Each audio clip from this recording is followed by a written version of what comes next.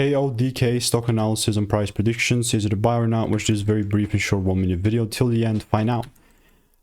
Eastman Kodak company pre-market is 50 cents lower. Now, I'm the only person in this space with an actual track record of 45,000 videos, all documented on my YouTube channel and 5 years of experience.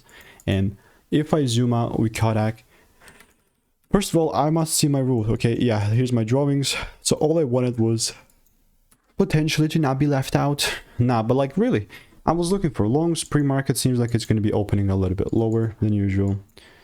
Fair enough. We also have this demand zone as it is.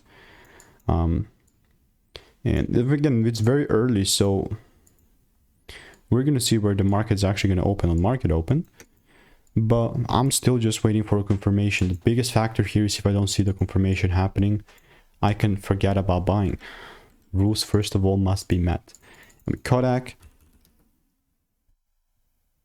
I have one receipt in the Discord. Hooray! So stay tuned, and if you want to get free money making emails and insights, click the first link in the description. I'll continue to keep you updated. Goodbye.